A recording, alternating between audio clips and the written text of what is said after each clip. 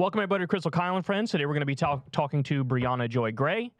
She was going to be in studio, but I think her boyfriend had COVID, so she's not going to be in studio, but we're still going to talk to her. Personal health information. Oh, she doesn't care. What are people going to be, like, not talk to her because, oh, your boyfriend has COVID? Just saying. Okay. Brianna, you know I love you. I'm not trying to narc on you or anything. Anyway, so we're going to be talking to her. I wonder what's been going on with her lately. Nothing.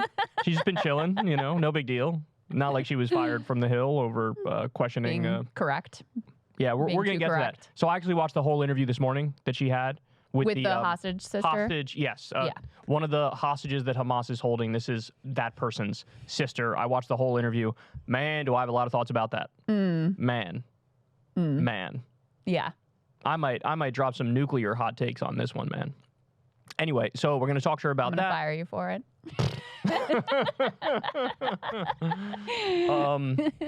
Also, I'm going to ask her about, she got into a little bit of a online feud recently with those guys from Trigonometry. When just the title of your show makes me cringe, like, come on, man. You're triggered by them. Just admit it. I'm triggered. Oh, stupid lefty. Oh, like that's their whole. That's their whole beat. We're intellectual dark web aligned. Oh my goodness. I know. What are you gonna do with these people? Yeah, you'll have to film because I saw those clips floating around, but I couldn't bring myself to dig into them. So yeah, I watched that debate. It was like Eli Lake and some other weirdo versus Brianna and somebody else who was pro-Palestine. And I mean, you saw Eli Lake versus Norm Finkelstein. You know how Eli Lake is. Yes, I do. I just fucking. Yeah. What are you gonna do with that guy, right? Right. What are you gonna do? It's hard to be in the same room. Never mind fucking actually debate the issue. Right. Anyway, so we'll talk about all that stuff. But before we do, we got a couple things to run through. So first of all, Chris, I'm gonna let you take it over in a second. But RFK now officially is out of the CNN debate for presidency. Least surprising thing ever. I mean, they really set up the criteria to guarantee that it would be literally impossible for him or anyone else to make it. So the criteria, you had to be constitutionally eligible. Okay, he makes that, as did, Jill Stein and Cornel West. You had to be at 15% support or more in 4 separate national qualified polls. And of course, they get to pick the polls that qualify, okay? But then even beyond that, and he got 3 of the 4 qualified polls. Are you serious? Yeah. Yeah. Oh my God. Yeah. Oh my God. They literally looked at what he had and just added 1 more to it. Yeah, they're like, okay, you got 3. You need to get 4. Oh, that other one you had, that doesn't count. Sorry, that's not qualified. But even beyond that, what really guaranteed that he had 0 chance to make it is you had to be on the ballot in enough states to get to 270 electoral college votes. Now, he has submitted the requirements sufficient to get onto enough, state ballots, but those states haven't certified. Oh. Now that's not on him. That's not on his campaign. It's literally impossible for him to have achieved, or anyone else, any other third party, by the way, to have achieved that criteria by this point in the race. So they guaranteed that he and no one else would qualify. They rigged it under a pretense of neutrality to try to make, we just have this, this is our criteria and it just applies to everyone and it's meant to be fair and impartial, et cetera. I mean, the way that this worked is Biden and Trump jettisoned the Presidential Debate Commission, which used to be the structure that, it had issues too, but would set the criteria and set the rules of the road. And it was, also, yeah, I mean, it was rigged as well. But so they said, we're dispatching with that. We're just making an agreement amongst ourselves as to what we want to do. And CNN is one of the news outlets that they sort of had this, agreement with. And so from the beginning, it was clear they didn't want RFK Jr. or anyone else on the stage. They were going to make the criteria such that they would never qualify. And, this is the most predictable thing in the world, ultimately coming true, that it was in fact rigged and was in fact impossible for him to make it. So interesting point, because you're saying, Trump and Biden are agreeing to do the debate themselves. That's true. But remember, when Marianne was running for president in the Democratic primary, she wasn't allowed to willingly go do a debate with any of the other candidates. Right. They would ban you from doing it if you wanted to do it.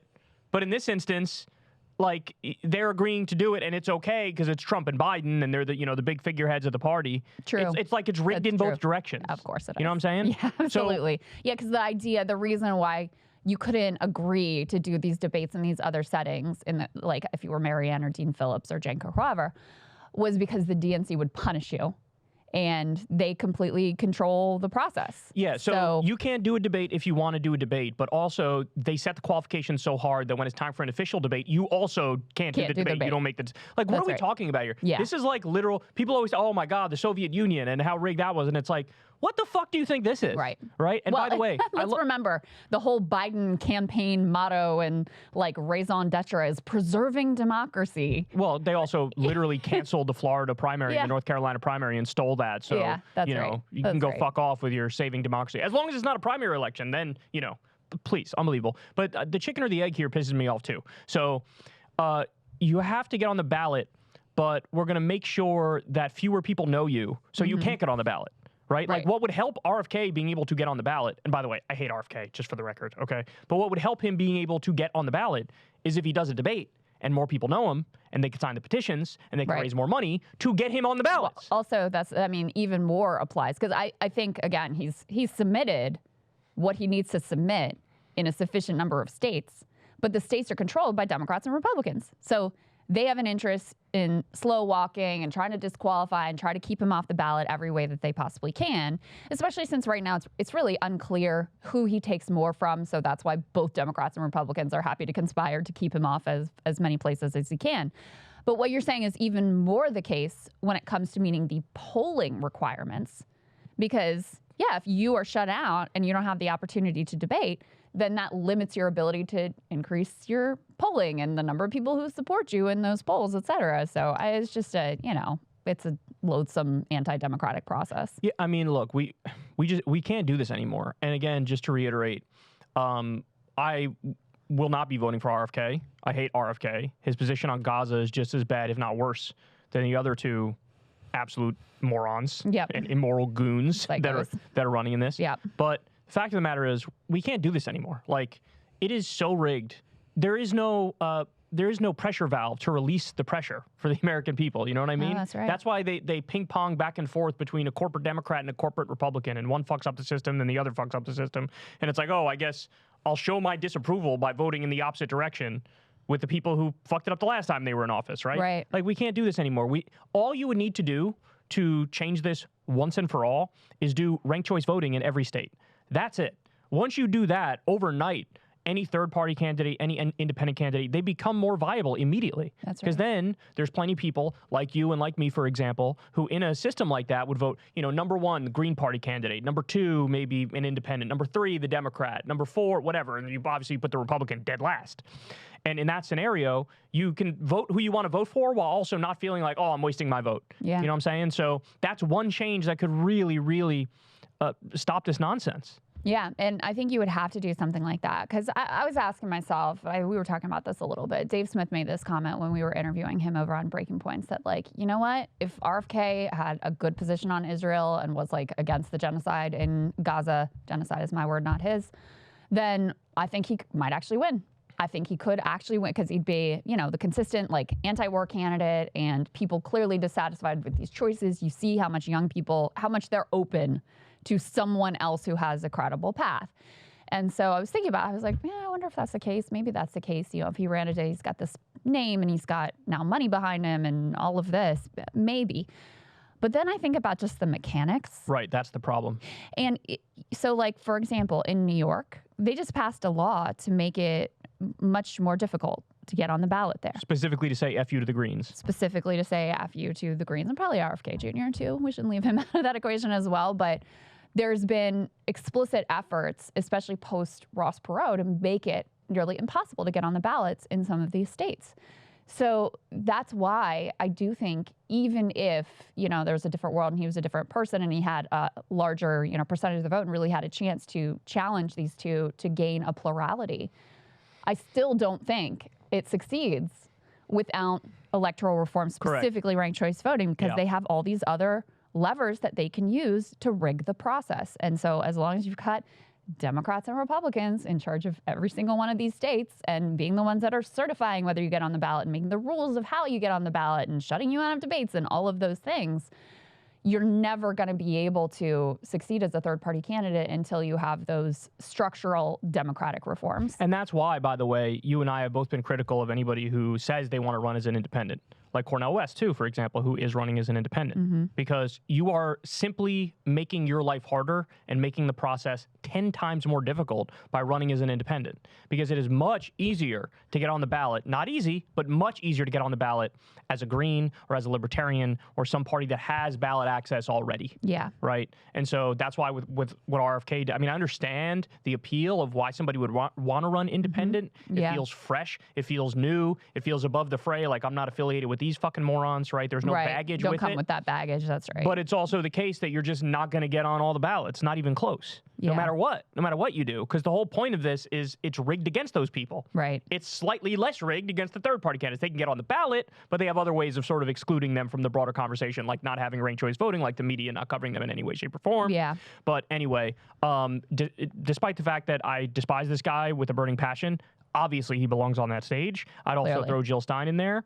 I'd also throw Cornel West in there, even though, I don't think they're necessarily running the best campaign ever. Yeah, but well, and people deserve to. Just think about, like, Jill Stein, for example, like, there will be no one on that even if you had RFK Jr. up there too, there will be no one on that stage who is against the genocide. Not one. How insane is that? And then How insane is that? Right. It's all just like variations of whether you are even hand-wring about the amount of Palestinian lives that have been, people who have been murdered, versus like, no, I don't even care. That will be the nature of the contest. And then it's being moderated by Jake Tapper and Dana Bash. It's going to be like, it's going to be hard to take. Just prepare yourself. It's going to be really hard to take. But that just illustrates why it is so important to open the aperture, to open the funnel, allowing more candidates so that you can have, like, on that and a number of other issues too, by the way, there won't really be a choice on the stage. So just to allow another side of the argument is so important for a democratic process, especially, again, when these Democrats are so full of shit with the whole preserving democracy. That's our number one thing. That's what we're fighting for, et cetera. You have no interest in democracy. You only have interest in democracy when it serves you specifically and your particular political ambitions. That's as far as it goes. All right, guys, we had Brianna Joy Gray on the show this week, and we got into all of it. Remember, she was fired from the Hill. There's a whole bunch of drama in that backstory. The main issue, of course, is Israel. We'll get into all the specifics, why she was fired, what happened in the interview, which seemingly led to her firing, what happened with the drama recently with this debate that she was in with the trigonometry people, where after the fact she was called DEI Barbie. So we get into all sorts of interesting, messy, wild stuff. You don't want to miss this interview. Sign up below to see our full interview with Brianna Joy Gray. You could sign up for free and get the audio podcast version on Saturday, or you could sign up for $5 a month and get the video of this interview and every interview as soon as it comes out on Friday.